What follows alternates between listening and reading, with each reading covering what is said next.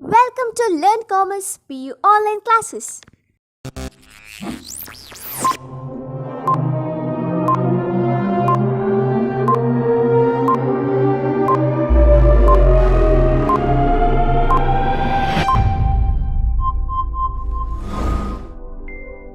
Don't forget to like our video and subscribe our YouTube channel for all the updates. Welcome to our second PU Computer Science online classes. And in last class, we already learnt some of the concept about the constructor, the meaning of constructor, the types of constructor with the suitable example, and the type of the constructor, that is the default constructor, parameterized constructor and copy constructor. So in this class, we are going to study about our copy constructor. So, but also in this class I want to start some of the note of the default constructor. So the default constructor, or we can say that about our default constructor in this case, and in default constructor which does not accept any argument is called as the default constructor or zero argument constructor. So this is about why, because we know the syntax of the default constructor: class name, scope resolution operator, class name, and again we are going to use the class name, that means our int value is equal to 0, there we are not going to use any arguments. So this is about our default constructor. In parentheses we are not using any argument, and parameterized constructor means by using the parentheses we using some of the argument. So this is the difference to our default constructor and to the parameterized constructor. And we know that why, because our parameterized constructor, there is three constructor, that means we can call the constructor in three ways or by using three methods. The methods are explicit call, implicit call, and the last thing we can say as the initialization of an object using assignment operator. And we also know why, because in our explicit call the declaration of an object is followed by the first of all the declaration of the object, assignment operator, constructor name and argument list enclosed within parentheses. But in case of the implicit call, we can say that the declaration of an object is followed by the constructor name and finally the argument list enclosed within parentheses. And when you are going to learn about our initialization of an object using assignment operator. Why? Because in this case, while going to declare the object, it's not possible to use more than one value to the object, correct? No? So this method is used for the constructor. Why? Because the constructor have exactly one argument, okay? One argument. So after the equal sign, we are using some value to the object. So this is the main point about our initialization of an object using assignment operator. So the first thing about our default constructor, some of the note I want to tell. So the first note that is going to apply to our initialization of an object using assignment operator. So this initialization method is applicable only to the constructor when the constructor have exactly one parameter. Why? Because we know that the parameter only call as the argument. So that means the initialization of an object using equal sign. So this method we are going to use for the constructor when constructor have exactly one parameter, that is called as the one argument, okay?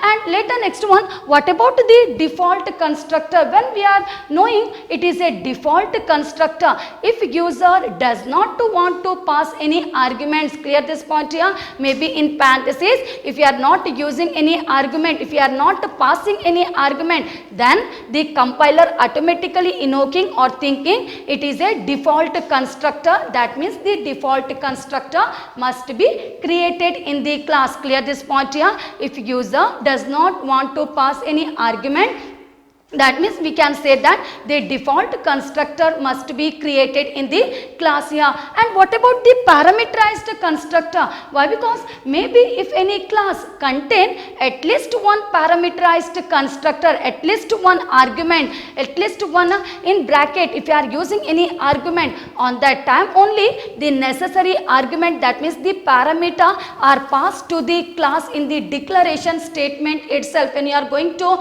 declare the constructor, on that time, by using the parenthesis, by using the bracket, we need to pass the necessary argument to the constructor. If you are passing the necessary argument to the constructor, then automatically we can say that it is which kind of constructor? It is our parameterized constructor. So this is the sum of the note about our default constructor, parameterized constructor, and last thing about our initialization of an object using our, we can say the object using equal sign, that is called as the assignment operator. Now let's see why. Because in last class we already completed some of the concept default constructor, parameterized constructor by using suitable example, and in this class we are going to study about the most important constructor, that is called as the copy constructor. Now what's the meaning of the copy constructor? So we can say that the copy constructor is a parameterized constructor. Now what's the meaning of the parameterized constructor? That means we can say that the parameterized constructor, a constructor that take one or more arguments, is called as the parameterized constructor. So just only we can say for our copy constructor, the copy constructor is a parameterized constructor. And why we using the copy constructor? Why? Because by using the copy constructor method, it's possible to copy from one object to another object. So whatever the values, whatever anything is there in any one object, such one going to copy to the another object by using the method like our copy constructor method. So the meaning of the copy constructor, it is a parameterized constructor, and using which by using our copy constructor we can make the copy from one object to the another object. Okay, and later next one, such copy constructor are used in the following situation. Why we you making the copy from one to another? That means such copy constructor we can use for our all those situation. The first situation we can say about our to initialize an object with the values of already existing object. Clear this point here? So that means here how we are going to make the initialization from one object to the another object. Maybe the already existing object, that is called as the A1. Okay, so this one is the already existing object here. That means here it is a old object, and just by using our old object we are going to make the copy to the new object. Clear this point? Maybe any value it's there in A1, the value of A1 is 100, such one going to initialize to the new object A2. That means we can say that here A2 and A1 have the same value, the value is the 100. So that means our the copy constructor are used in following situation.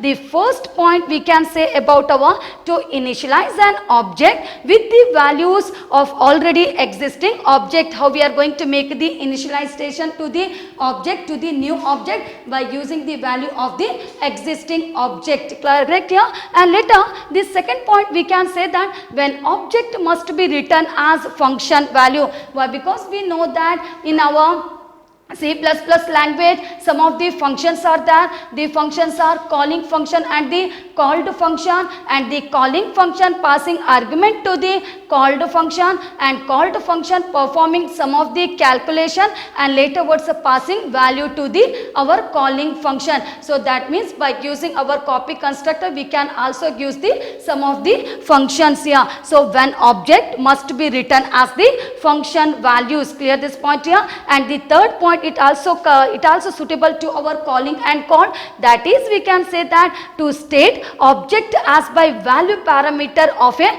function. Okay, so here also we can say that that means the value going to pass from one function to the another function. So all those, in those situation we can use the copy constructor methods here. So this is about our some following situations about the copy constructor, and we can say that the copy constructor can accept some constant reference of the type in this case here. Clear this point here? The copy constructor can also accept a single reference of the or a single argument reference type here. That means it pass a constant reference type. Clear this point here? So that means our copy constructor also going to accept some single argument reference type in this case. Just only one parameter it also going to use in this case.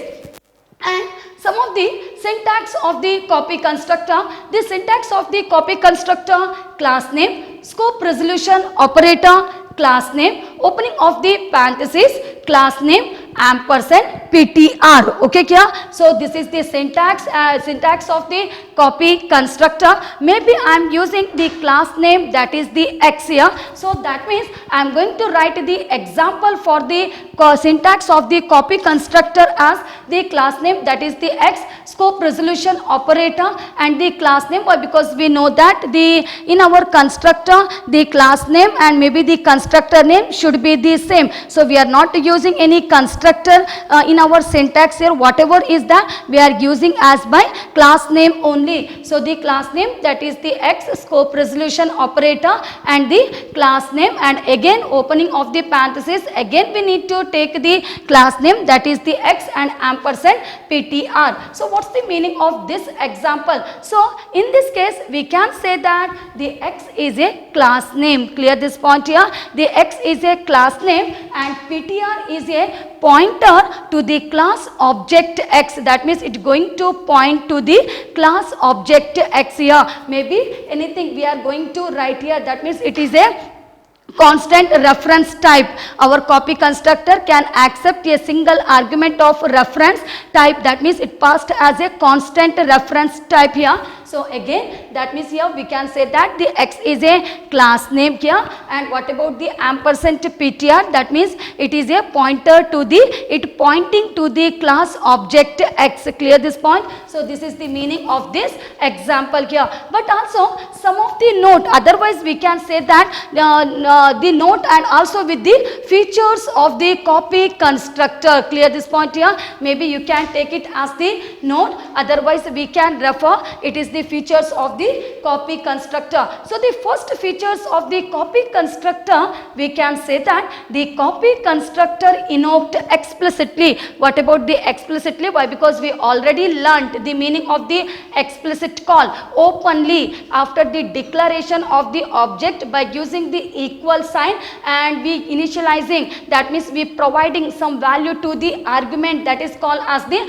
explicit call. So we can say that the first feature of the copy constructor, the copy constructor is invoked. The invoking means, that means calling, called. Okay, kya? Is invoked explicitly. That means openly we can initialize, we can give, we can assign some value to the one object to the another object. So this is the first feature of the copy constructor.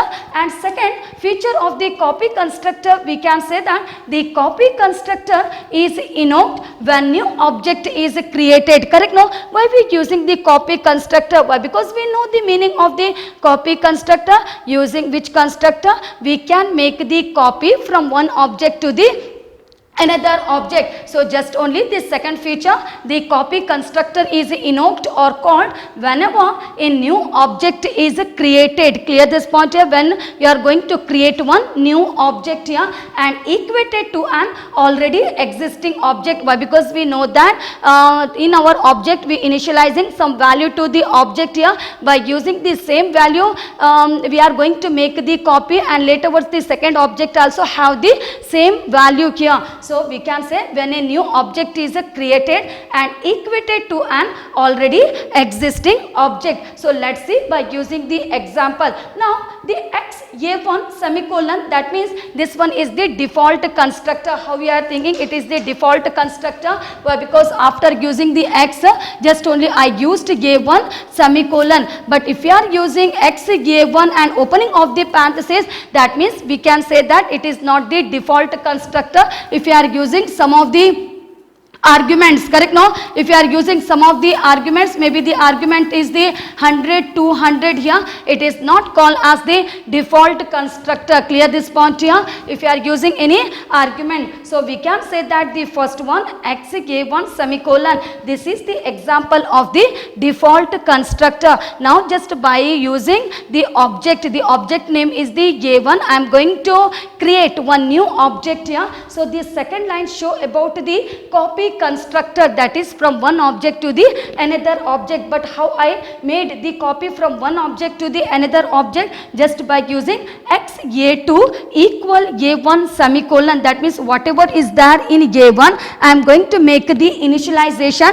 to the new object a2. So this is the meaning of the copy constructor. So in this line only I declared the object a2, and after by using the equal sign, whatever the value is there in a1 object, such one going to make initialization to the new object, that is called as the a2. Clear this point here? So we can say that our the first thing, and later what's the value is that I want to display such a value here. So just only I used, that is the accessing of the member function or member data, but here I accessed by using the member function. So a1 dot display open close semicolon, maybe the value in a1 100 is that such value going to show. Why? Because in both object the values are same. How you are thinking the values are same here? Why? Because just only by using the equal sign I initialize the value from one object to the another object. So finally we can say that a1 dot display value it's a 100, and a2 dot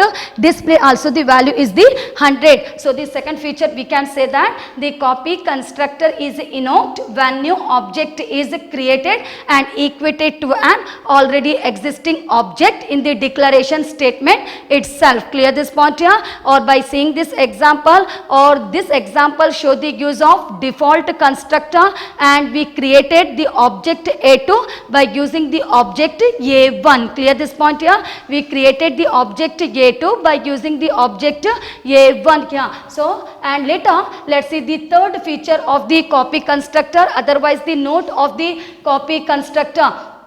Now the third note, when a new object is declared, when you are declaring one new object, in this case an existing object passed as a parameter to it, when you are going to pass any parameter, when you are going to pass any parameter argument with the constructor, then it is called as the parameterized constructor. Clear this point here? If you are not passing any parameter to the constructor, this is the example of the default constructor. But we can say that when you are passing any parameter with the object from one object to the another object, this is the example of the our parameterized constructor. So the third features we can say that when new object is declared, okay, when you are going to declare one new object and existing object pass as a parameter to it. Why? Because it's a copy constructor. From one object to another we are going to make the copy here. So parameter to it in the declaration statement itself, that means while going to declare the constructor, while going to declare the object, on that time only we passing some argument. That means not only the object, we are passing not only the object with the argument, we are going to pass from one object to the another object. So let's see one simple example. X a1 opening of the parenthesis 100, 200. Now this is the example of the parameterized constructor. When you are going to check the example, the difference between to our second feature copy constructor. And to the third feature, example of the copy constructor. In this example, x a1 semicolon, but no any parenthesis I used here and no any argument I passed within the parenthesis. But in case of the third feature, x a1 100 comma 200. So this is the example of the parameterized constructor. That means with the object I passed the argument also. Two argument I passed the values 100 and 200. Clear this one? And whatever is there in A1, such one going to make copy to the A2. So I written as the X A2, opening of the parenthesis, A1, closing of the parenthesis, semicolon. So we can use the comment line to understandable line here. The copy constructor is invoked for object. Clear this point here? For object A2 with the A1 as the parameter. That means just only by using this line we are going to create the copy constructor method, and here we are passing the object with the argument that is from A1 to the A2. Clear this point here? So this is the third feature about the copy constructor.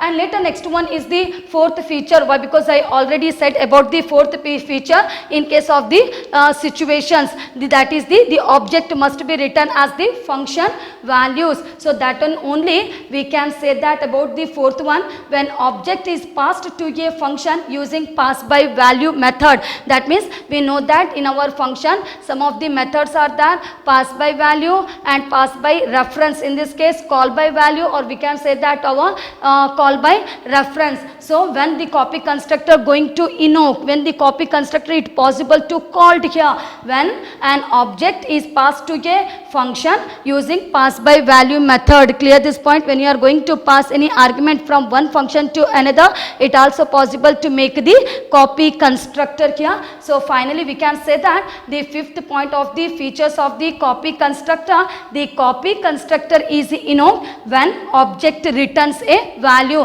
When you are going to pass any argument from one function to another function, we know that sure it going to pass some of the, after the calculation it going to pass some value from one function to the another function.